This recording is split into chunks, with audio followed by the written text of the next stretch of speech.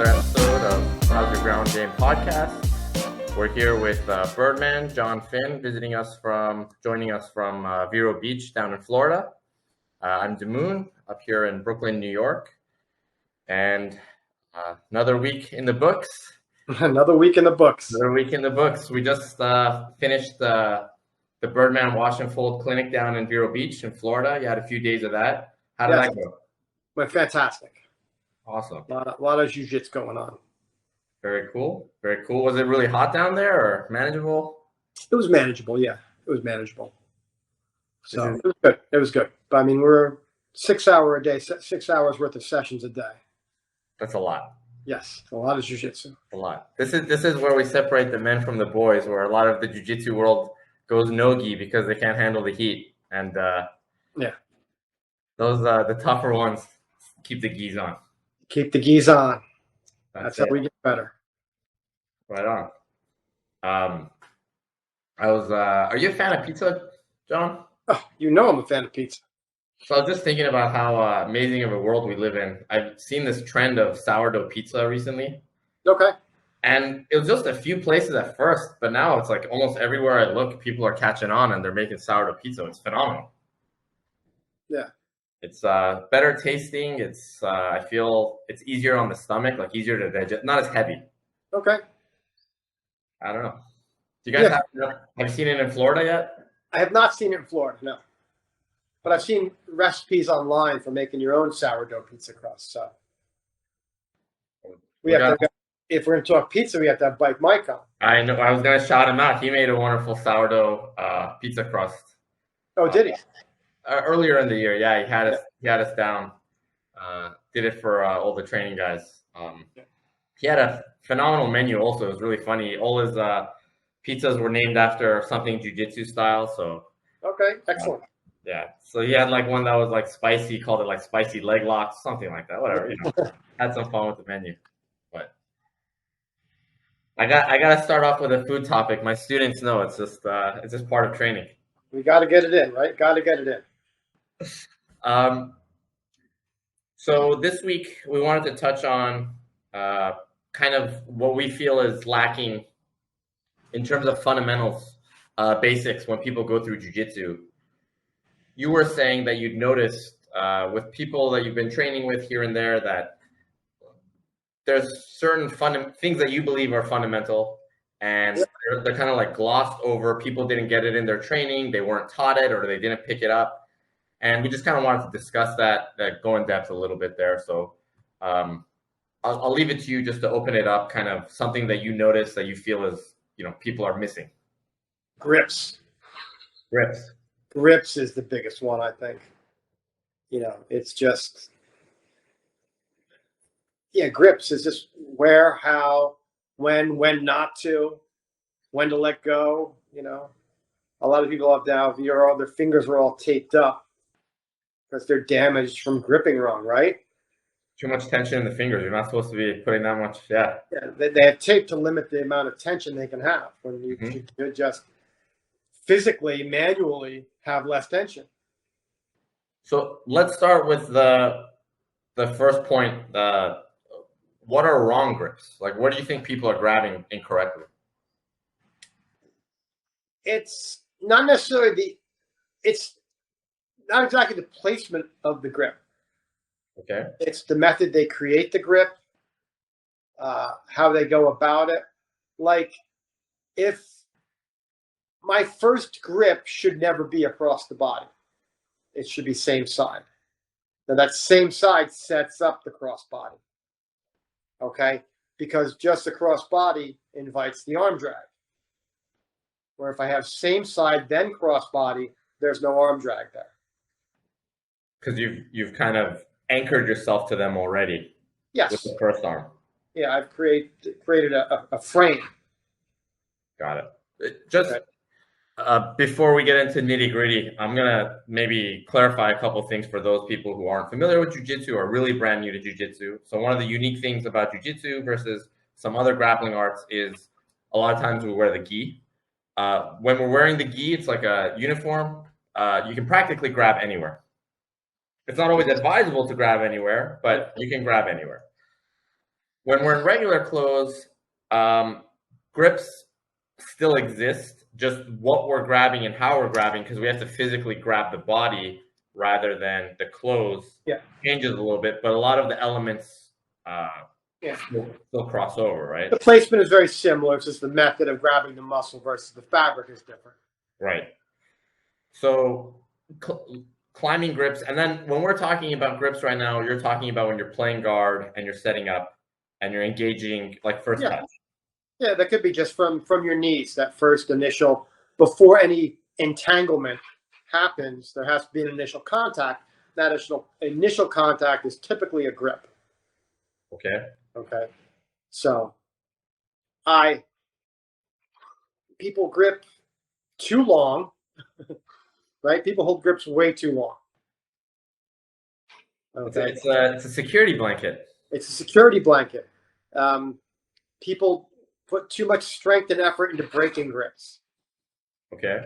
Right? Instead of a more logical mechanism, no, it's going to be a battle of strength now. That's how fingers get hurt. You mentioned grips, and like 10 things just popped into my mind. We could be talking about grips for a while. So let's stick for now with the offensive aspect of grips, of climbing the body. So you're mentioning, so what is like the fundamental way what is the natural progression of grips should be, right? So you said same side, cross-side arm. Now where do the grips escalate from there? Well, for me, grips start low and climb high. Okay, that's how I control distance, right? I control distance with that, and I control the level, the posture. Okay. I can get those two things, and eventually I can get my angle in too, using those grips. But I always start low and climb my way high. Okay. Are higher grips, meaning near the collar, around the neck, yes, higher on the shoulder, are they more valuable? Well, they suit two purposes. They're attacks, and they're also I'm affecting the posture. Right. So why start low? Why not just go straight for the neck? Because then I'm overextending myself. Got it. So there's like a little bit of like a pulling them in action. It's a balancing point, right? I want to control as much of the scope from the mat to the top of the head, whether they're kneeling, sitting, or standing. I want to control as much of that as I can, working my way up. And I try to stay 2-on-1 as long as I can. Got it. 2-on-1 signifies that I'm on one side of the body. You cut the body in half down the middle. I pick a side and I try to stay on that side. We're dominating that side of the body. Yes, we're controlling one side of the body. Got it. Trying to control both sides of the body. And just as an aside, like an observation I'm making mentally is a lot of times we're able to skip the grip and go straight for the neck. But a lot of that seems to be more of a function of, and it's kind of, when we're learning how to do something from one side, it should give us some information when we're on the opposite end of the spectrum. So if we're passing, we're on top, or we're getting gripped. If you're breaking your own posture, if you're hunched, if you're leaning with your head, you're giving that grip for free. Yes. Right. So if the person is able to go straight for the collar without climbing, that means that your positioning is incorrect. Yes. As the receiver of the grips, right? Yeah. Adjust the view here a little bit. Okay. And then in terms of defending grips, we can stay on even just engaging grips. I came up with a clever little analogy. Okay. During the clinic about grips. And this is, bear with me on this. Okay. Now let me preface this with something I said before that to someone, a new white belt, was you want to think of your exchange when you're rolling with somebody as a conversation. Okay. When you walk into a conversation with people, you walk in calmly, you introduce yourself, and it's friendly. Right. Okay. Now, if you walk into that conversation jumping up and down and screaming, what's that telling the other people in the room? You're dangerous, you're violent, they need to be on guard. Yes, it escalates, right? Correct. So when you enter a role, you should enter calmly like that. So having that in mind, being calm, grips are like a bowl of chips, tortilla chips, chips and salsa. Okay? I'm eating chips, you're eating chips. We're eating out of the same bowl. Do I knock chips out of your hand? No. So you can't have those chips? Do I grab you and try to take the chip away because I don't want you to have that chip? I want to have that chip? No, that's going to escalate. It's going to escalate. Okay? So if you don't want my grip on your jacket and you go to tear it off, I'm just going to let go. I'm not going to fight it, right? Because there's a whole bowl full of grips that I can make. It doesn't have to be that exact grip. Right. So if you have a better kind of grip math, grip science, you work at this, it doesn't matter if they keep pulling grips off. It doesn't matter. You just go to grip somewhere else. Go to the next grip. You go to the next chip. Yeah, you go to the next chip. You don't fight for that chip when there's a bowl full of chips. Got it. So that's my little analogy on grips. Okay. I think what I've noticed also, just I don't know how it works with the analogy, but on that point of people breaking grips when we have grips and holding onto grips for too long, I think people get tunnel vision. So like you just spoke about the progression of grips. Yeah. That hey, we're climbing the body, but realistically, there is no flow chart that works perfectly for jiu-jitsu, and there's a lot of factors that come in, and you say, okay, I got to the shoulder, but he did this, so I'm going to go to the leg, for instance, right? Yeah. Something like that. And I think especially when it comes to grips and having grips broken and changing grips, a lot of times people kind of lose the forest for the trees. And sometimes you want to arm drag the guy, and for instance, so you're dominating one arm, and he keeps breaking your grip, but what he's doing is he's bringing the other arm across his body to help. Yeah. So you're kind of getting what you want just on the opposite side, but we're ignoring that because you're so focused on doing it the way it looks in the instruction manual, right? People are not taking what they're being offered. Right. Right. So they're maybe taking what they think they need. Maybe with the chip analogy, sometimes there's another bowl of chips that no one's messing with. So you can just grab that bowl. Yeah. You know, none of those chips taste any better than the other ones. They all taste the same, right? Right. So why not just grab any chip? Doesn't matter.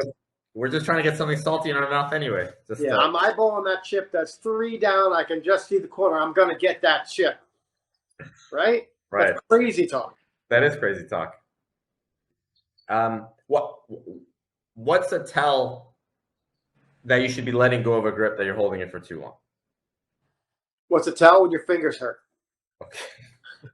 That's a big tell there. Well, no, it's just if you have to increase strength on your grip, or you have to muscle up to keep that grip. Yeah, you shouldn't be holding it that long. Right. You know, you shouldn't have to fight to hold a grip on. Right. No grip is that valuable to worry about your fingers getting blown up. No, I've seen guys with taped up fingers, or cuticles are all torn up. They're always bleeding. That grip is not that important. A single grip tends to not win an entire fight. It's a collection of moves off of grips. How do you practice, like keeping it with the kind of like learning fundamentals? How do we practice? A grip has a value, but it has value in relation to the position. Sure. So if I'm on my back and I'm playing guard, cross collar grip can be very, very valuable. Yeah. But if I'm in bottom of mount, cross collar grip, maybe it's got a negative value, right? Yeah. So how do you, for people that are learning jiu-jitsu and they're playing with grips, how do you kind of start putting those two things together where I like holding the hand, but maybe it's not a good idea for me to be holding this grip in that position? Yeah. Well, it depends whether you're offensive or defensive. If you're on the bottom of mount, okay, your grips are probably limited to the arms and the pants, right? Right. Okay, so first thing is it's going to require 2 arms to choke you, right? Yep. So how about we control 1 arm? Takes a lot of chokes off the table, saves you from a lot of chokes off the table. Yep. Okay, so you can use 50% of your defenses to control the chokes. and maybe the other one arm is now free to work on the legs. Okay. Right. So if I put both arms on the legs, I'm leaving my neck vulnerable for sure. If I move both grips to my neck, I'm not doing anything to escape the mount. Right. Okay. So first, you have to make yourself safe, and then you got to find a way out. In that case, in the mount, you'll have to split your grips between north and south of the belt. Okay. I got to protect the neck, and then I have to, go after these legs and try to find a way to get the half guard or out to my knees or something, create some kind of scramble. You made a point there. I just want to me is fundamental, and I think it's kind of the basis of a lot of the way I do jiu-jitsu, is you made the comment of you want to be safe before you move. Yeah. And just expound on that a little bit. I personally feel when I play jiu-jitsu, I'm very risk averse. Risk averse doesn't mean that I don't want to try something new because I might get swept. But I want to do my calculations, and I want to see what the probability of me getting the technique is versus how does it fail, right? So yeah. if I'm trying to go for a pass and failure means I end up in half guard versus getting the pass, that's acceptable. Sure. But if going for that pass means there's a probability I might end up in a triangle, probably not something that I personally would choose to do. No. Why? Right. So when we're talking about fundamentals, I think there's always a discussion of what does it mean for something to be fundamental, right? We can always break down pieces into atoms, and then atoms can go into smaller and smaller pieces, whatever science is up to. But there's always a foundational philosophy. Is it fair to be thinking about hey, if this has the potential to put you in a worse spot, maybe don't go down that path? Exactly. I mean, fundamentals are the building blocks of jiu-jitsu. So I wouldn't say that a basic arm bar from the guard is a fundamental. Right. Fundamental there is trapping the arm across the body and escaping your head, not escaping your hips. Okay, that's the fundamental there. Right. It's not the technique itself. It's the smaller actions that create that mechanism. Right. Those are the fundamentals. Because if I go for the arm bar, I trap the arm and I escape my hip every time, not my head. I'm not doing it right, am I? No. Okay. So that's to me what the fundamentals of those little building blocks that little exercise within the technique that allow the technique to function. Those are the fundamentals. Why do you think people fundamental? Posture. One thing I think that's really, really, really overlooked. You said grips. First thing that comes to my mind is frames. Frames, yeah. I think I think people really underestimate how powerful your defensive structure can be if you just understand where your frames need to be and how they move with your opponent. Yeah. To me, grips and frames almost go hand in hand. Right. Because a grip implies pulling, a frame implies pushing. Keeping distance. Yeah, I agree. Yeah. Yeah. Framing when you're passing, framing when you're playing guard, understanding where you want space, understanding where to close the space. Anywhere. And that goes hand in hand also with staying out of danger as we test and make decisions and try techniques, right? Yeah. Why do you think people this is a question that I always come back to. Why do people skip fundamentals? Because in this day and age of 60-second instructional videos, everybody races to get to the end. And I think that over the years, as social media and the internet have been involved, things like grips, frames, posture have been disappearing because it's not part of the story it's being told. It's the now Japanese names for the jiu-jitsu techniques and just this, the berimbolo sequence of rolls takes up to 60 seconds. The grips and fundamentals you need to get into that position to start that are irrelevant because they're not part of the story. Do you think there's also an element of, because fundamentals are so basic, it takes a lot more work to do them right, and people just kind of give up on them too early? Yeah, it's just nobody. I don't think people typically don't want to put the work in, and that's not just jiu-jitsu. It's in a lot of things. Right. They just want the end results. Right. They want the equity. They don't want to do, the work, it seems. But, like look at some students, when you start the warm-ups, they don't show, they roll their eyes. You start some active drilling to learn. It's like, come on, let's just get to the flying armbar. I don't need to do hip escapes. So, tacking on a question here, we're getting a little bit off topic, but I think this is a personal. This is like important to me. I feel what I've seen, what I've experienced personally, what I've seen with students is when we're learning something, right? The first 90% of learning something, let's say from white to blue belt, in anything, it could be cooking, it could be filmmaking, could be jiu-jitsu. You learn very quickly. You pick up a lot of things, and you have this great pleasure in seeing progress, right? Like dopamine, whatever they call it, and then when you start focusing on a task and you start trying to master something, like going from 90 to 92% or going from 95 to 96%, you start having to put more and more and more work for less and less and less gain. Yes. So if you're focused on jiu-jitsu, you want to get better at jiu-jitsu, it seems like what people do, rather than try to get their hip escape from 92 to 93, or to keep progressing, or their frames or their grips, they say, well, I can make my overall jiu-jitsu better if I add I'm going to do leg locks, because I don't know leg locks. And if I can get 50% of leg locks, right, then my overall game will be that much more effective, right? How, as a practitioner, do you stay focused on I'm going to push to get to 98%, 99%? It's going to take a long time.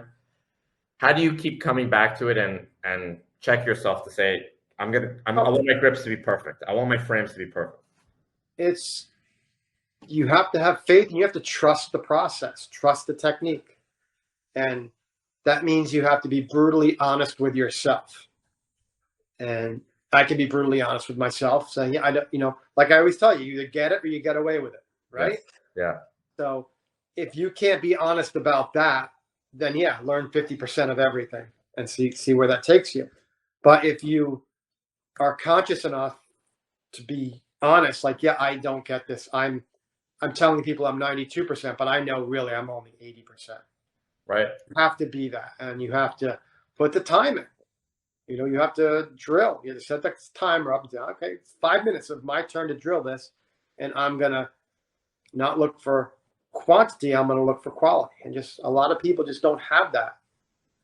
They want a quicker return. Right. They don't want a long-term investment. They want a quick return. I was actually having this conversation with one of the upper belts this week, and I was commenting that a lot of people, as being the instructor, I don't quote unquote lose very often in the room, right? I'm more experienced. I train more often. Whatever you call losing, people feel like I don't lose very often, or if at all. Yeah. But I was saying, I actually lose more than most people in the room. I feel like I lose more often because as you get better and the more honest you are with yourself, the more you're like, oh, I'm rolling with this guy who's only a blue belt. Why can't I make that fundamental, bridge hip escape work from bottom and side control? I had to muscle that one. Or I had to use some trickery. And you go back and you're like, oh man, well, maybe I'm not getting the right angle. Maybe I'm not getting the right timing. Maybe I'm not fully committing.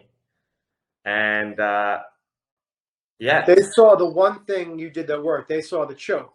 Correct. They didn't see the 20 things that didn't work. You are frustrated with. Correct. And I don't go home thinking about the choke. No.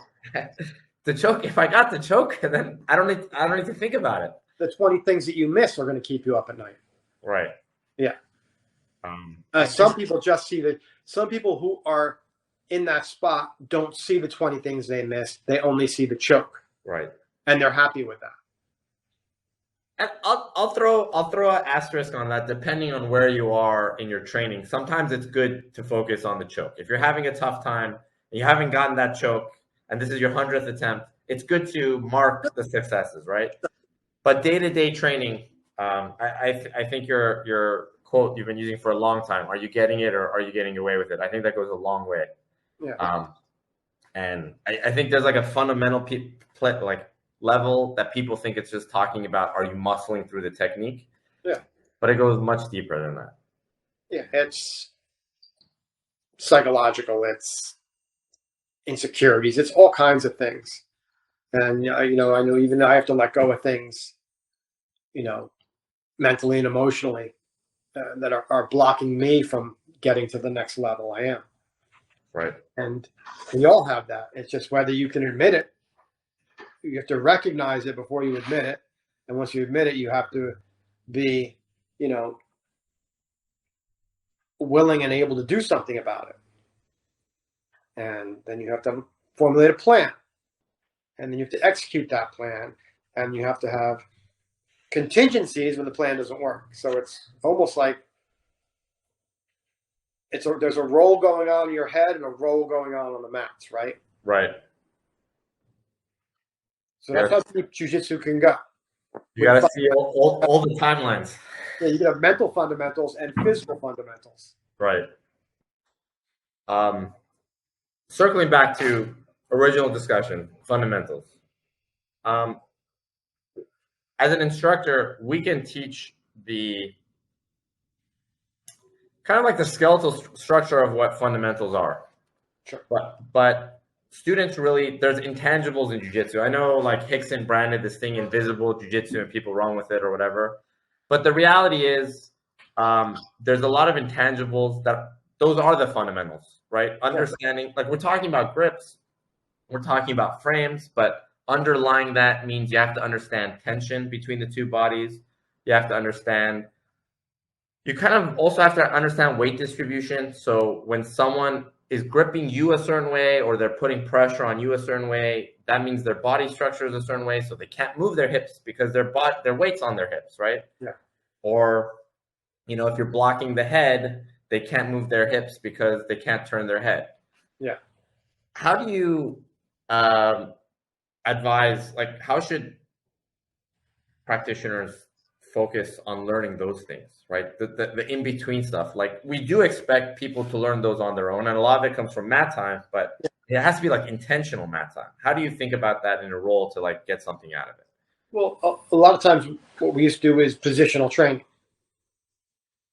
If you want to learn how to escape side control, spend a lot of time on the bottom of side control, right? You start to get a list of things that don't work and a list of things that don't work. And Right. That's kind of where it starts is, you have these techniques and it's like, okay, I'm not getting this technique right now because it's not working. So you got to keep working on it. And there's no real guarantee of time when it'll work. It works when it works. You keep going back there until you get it. Yeah, it work. It's you want to get it. You got to keep drilling it until it works. You can't, say, oh, well, 6 weeks I'll have this down. No, there's no amount of time you can put on something that's reasonable and accurate. It works when it works. And when you say it works, like let's qualify that a little bit. So works doesn't just mean you got out of side control, because you could have the bigger guy who's like, oh, I'm just going to throw people out. Oh yeah, see, my side control escape works. I get out from underneath everybody. There's two things you have to be able to do to know that it works. It has to be explainable and it has to be repeatable. Right. That's when it works. When you can explain how you did it and you can do it over and over and over. That's when you have something. I think that's a good perspective. Getting back to the same place, doing it to different people, and being able to verbalize how you did it. Yeah. What a little bit broader fundamentals? What are things that you feel like every jiu-jitsu practitioner should have exposure to and know? proper hip escapes, Okay. the difference between a hip escape and a head escape. Okay.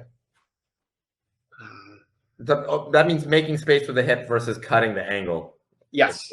Right. Completely different, but often confused. Right. Right? People don't really appreciate the difference. They don't really talk about that. 3 principles that go into guard passing and a lot of other things, which is distance, level, and angle. And people don't really use that to explain their pass. You know, the distance, the level, the angle, because that's the 3 ingredients to a pass. So for me, looking at things more like mechanisms and how the mechanism works makes it easier to, for me, it makes it easier to comprehend, to execute, and then later on to explain to people. Also makes it easier to improvise, to MacGyver things. Yeah, because then you have 4 parts to the mechanism. They block one part, you can kind of manufacture a different part on the spot. Right. And make it work. Right. Right. If you can take it apart and put it back together, you can substitute these parts sometimes just from, you know, all the information you gather when you roll. Like, okay, I know from this spot, you know, step 3 in this pass, if this doesn't work, I can also do something else like that. And it'll still get it. Absolutely. With mechanics, how important is it to understand mechanics from the feet? Takedowns, wrestling. Do you think it's important to understand how things work on the feet to be able to? Because sometimes they're not so dissimilar to the knees, are they? No. No. So it's, again, that's, if you get the right information, it can help you in a couple different spots.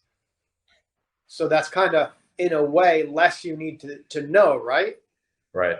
If that works in a few spots, then I'm covered.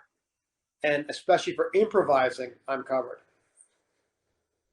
Right. I think one of the things you've spoken about before, I try to incorporate this as much as I can into my training, is when we're talking about fundamentals, is when I'm learning a technique or a movement or a mechanism, is it applicable in just one place in jiu-jitsu, or is this something that once I learn how to do it, I can, you know, take that fundamental, that basic, and apply it to 12 different things? For instance, you're talking about hip escapes, right? Yeah. Once we get hip escapes down, it's not just for one place. It's not for getting out of bottom of side control, right? Yeah. I use it sometimes from guard. I use it sometimes when I'm, you know, when I'm trying to get to my feet, whatever. Yeah. Frames work top, they work bottom. Once you understand the mechanism behind how a frame works, how the skeletal structure works. So on that note, I guess on the feet as well, once you learn how certain these mechanisms work up here, you can apply them. You know, you're getting 3 techniques for the price of 1. Yeah. Now, on your feet, you wrestled, so distance, level, and angle have a lot to do with wrestling, don't they? They're super important, yeah. Okay, so learning some new dynamics about wrestling could help your guard passing, couldn't it? Absolutely. Yeah. So, I mean, you're learning principles. Right. Right? And mechanisms and theory. So you're just now better at that distance, level, and angle theory, aren't you, from the feet? Absolutely, yeah. As people learn jiu-jitsu fundamentals, there are certain times where they hit roadblocks with like physical inability. Someone's got tight hips. Someone's got, I'll give you an example. Like when we want to bridge or hip escape, a lot of times we have to we want to try to bring that heel kind of close to our hips, close to our butt in order to generate. Yeah. Some people have a tight hamstring, or they can't bring the legs in close, or for certain movements, they need to open the hip. They're unable to. How do you advise someone who's practicing jiu-jitsu where they kind of hit these things? And it's not like this technique is a specific flying armbar or something. It's something that's pretty broad and pretty general. When they come across that with a physical disability, how do you approach that? Well, I told them there's some homework they have. Okay. You got to work on your little hip flexors and stuff like that. Just for the beginning, 10 minutes a night. Just start with this. I'll show them the exercise. We'll just start with this, see where it takes us. And you got to do a little bit of work to get, closer to like the average person. Right now, your hips are below average. The average person should be able to do this, so we have to get you closer to average. A little bit of mobility work, a little bit of flexibility. A little bit of mobility work, a little gymnastic. Okay. They could take home with. But you have to, if they're limited by their body, then you got to do some little bit of work. Okay. For learning jiu-jitsu, something I haven't heard talked about in a while, which we used to do quite a bit, is journaling. Yeah. And what do you think is the value of journaling? Do you think it's valuable? Do you think students should be doing it? Do you think it's a waste of time? They absolutely should be doing it. You're paying for an education, right? Now, what if you paid for college and didn't take any notes? Right. What if your surgeon didn't take any notes in medical school? Do you want to go to that doctor? Right. So you're paying. This is not a free class at the YMCA that you just go into once in a while. This is something you're pursuing, and some people dedicate decades of their life to. So, it just only makes sense to keep a record of it. Just, if not to look back someday and say, wow, this is what I did. And right. If someone's injured, right, you get hurt, it happens. What a better distraction from being off the mats than reviewing your notes. Just go back and read through them. Right. Jog your memory a little bit. It keeps your head in the game still while you can't be physical in the game. So I just thought note taking was always good. I think that's it's something I've encouraged my students to do as well. I personally found note taking really important, not just for the technical aspect of it, but also just to kind of, I think especially at the beginning, jiu-jitsu messes with your mind a lot. You're winning, you're losing. You're top of the world, you're bottom of the world. Some days someone's letting you in, you don't realize it. Some days you're, then they come back and they show you who's boss for real. So there's a roller coaster of what you're experiencing, and it can be hard to get back on the mat, especially at the beginning. You constantly feel like you're behind. Sometimes you feel like you're not getting it. I feel like journaling, taking track of what you did in class, how rolls went, it just kind of helps even it all out, so you don't go along on a roller coaster. To me, that's a fundamental part of training. At least that's why I brought it up. Are there any other fundamentals you think that come to mind that are worth mentioning? Just etiquette. Oh, that's a good one. Right? Etiquette is... Do you see a lack of etiquette, or do you see holes in etiquette, or just occasionally? Yeah, there's a lot of things that people used to do that don't do anymore. Like, it used to be lower belts would never ask higher belts to roll.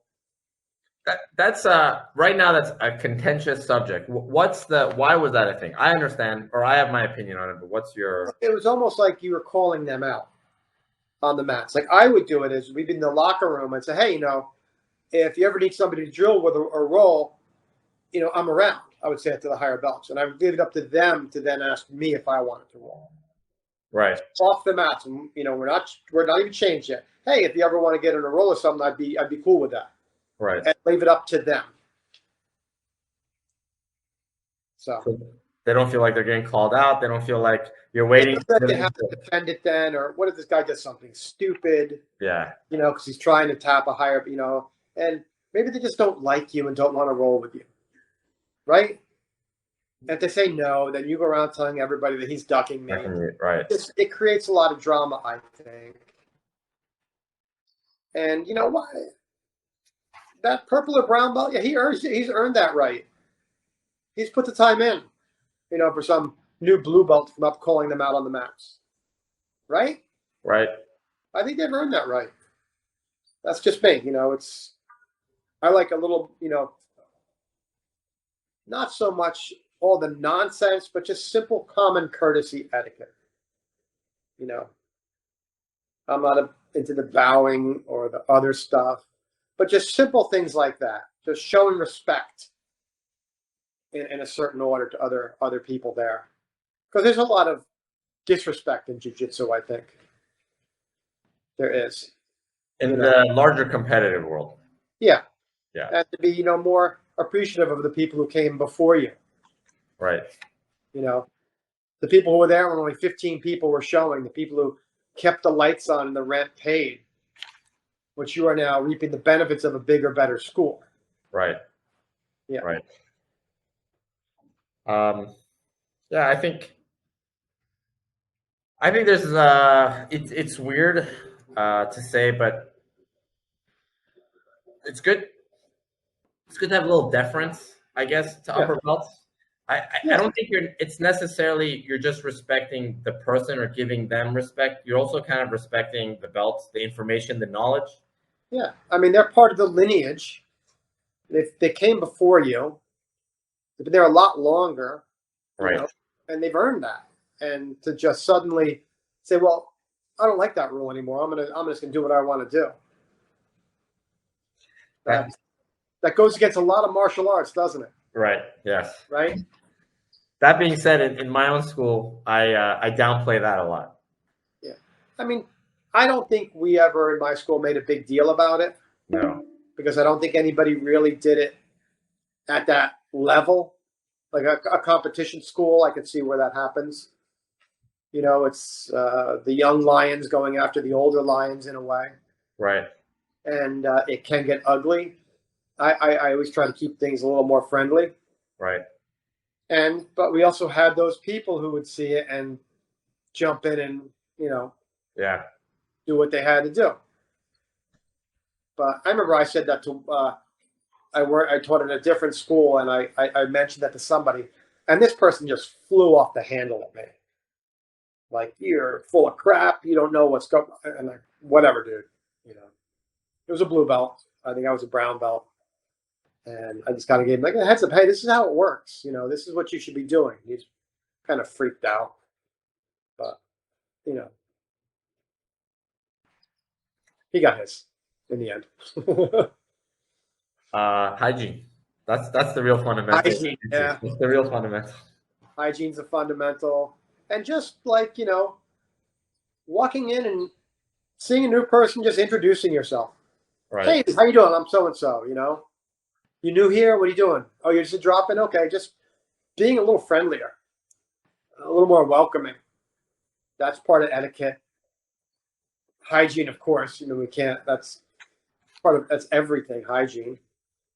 And just showing consideration and respect for other people that you're sharing this experience with. All right. You have to share the mats with everybody, right? You don't own a portion of those mats. No, absolutely. You have to have a little mat awareness and just, you have to manage your space, right? Right. I think we went all over the place with fundamentals today. That's good. Both technical, etiquette-wise, philosophical. I want to just bring up one last point. We'll kind of bring it to a close with this. But something I recall you told me as a blue belt, which I return to a lot, was emotion doesn't belong in jiu-jitsu. Indifference. And I think for most people, what that translates to and should translate to is a lot of times during a roll, we get angry, we get upset, we get, oh, this guy wrist locked me, I'm going to do this, or he passed my guard, I'm going to do this, or, what are some ways of let's start with what should you be thinking about? What should your emotional state be when you're rolling, and how do you get there? Well, it should be about what you're doing, not what your opponent's doing. You should be trying to implement your game, not reacting to their game. Right. Okay. You should be establishing control. No matter where you are, top or bottom, you have the ability to establish control, not react to someone else's control. So it's just people get emotional because it's like a tit for tat. They swept me, I have to sweep. I have to get it back. I have to sweep them back. Right. Do you really? It's now you're doing what they want to do, not what you want to do. Exactly. So it's ego, it's insecurity. Right. They can't, know your limitations, what you're capable of, and work the game as best you can. I mean, you're not going to win every match. You're not going to win every round. You're not going to win every exchange. You're not going to win every grip battle. You're not going to win every stand-up fight. Okay? But you just have to keep pushing your game because that's what makes your game better. Look at the war, not all the battles. Right. I think, like you mentioned, control. I think control is a very important component of jiu-jitsu, but control doesn't necessarily mean we can't control everything. No. Never. Doesn't matter how good you are. You're not controlling everything. But coming back to what we were talking about earlier about fundamentals, learning fundamentals, are you getting it? Are you getting away with it? Are you finding what works? You set up an experiment. Whenever you sign up an experiment, you control all the variables that you can. Yeah. That's how you make it repeatable, right? Yeah. You want to learn a new recipe. You're trying out the sourdough pizza, right? You try to use the same water. You try to use the same flour. You try to use the same measuring cup, the same oven, the same temperature, and then you change little things until you get what you want. It's one thing at a time. So you can't change two things at a time because you don't know which one worked. Right. There are things you can't control, which is who your opponent is, how much they weigh that day, what mood they're in, what they're trying to do. Yeah. Right. So you need to try to make it work within the context of the variables that you can. Yeah. Right. Yeah. And that requires, like, to be scientific, you have to be a little bit emotionally dead, right? You gotta shut that part off. You have to have a willingness to failure. Right. It's just data. It's just data, right? You're just collecting data. So failure, you can't look at it as you're collecting information. You're not failing. You're not winning or failing. Yes. You're collecting information. So too many people see it as failure, and they take the failure very personal. Yes. Okay, then they get mad at the person. Now they got to go tit for tat. Now you're not learning jiu-jitsu anymore. Now you're trying to win. You're not getting anything. It's vengeance. Vengeance. It's Old Testament now. So people just can't accept it and be okay with it. Okay, sometimes, but eventually this pass is going to be unstoppable. Right. Right. You'll get me now. But right now I'm just working through it. Once I get this down. And now on the mats on a random Tuesday night working on a new pass doesn't matter. Doesn't count. Right. No one's going to remember that. Right? It's not memorable. It's just working. You're working towards something. When the finished product is out, that's memorable. But figuring out that product takes time. So that's how we learn our fundamentals, guys. We just don't give up on them. Just keep coming back to the few things you need to work on and keep working on it. Don't take it personal. Don't take it personal. Put in the time. You can always cry in the shower after class. No one's over there. You can let it out there. Let it out. There's no need to cry. There's no need to cry. Awesome. You just wrapped up one clinic last week. Yes. You got another one coming up next week. Next week. And then, do you have any scheduled for August or late July? The dates. I'll have the dates by the next podcast. It's on the Birdman Washington website. It should be, yes. Awesome. BirdmanBJJ.com. Awesome. The Washington Post. Perfect. And then, that's perfect. We can get into that after the next time we talk a little bit about the fundamentals you guys discuss in the clinics. I know it's like a 5-day deep dive into really the meat and potatoes of what makes things work. Yes. All right. Awesome.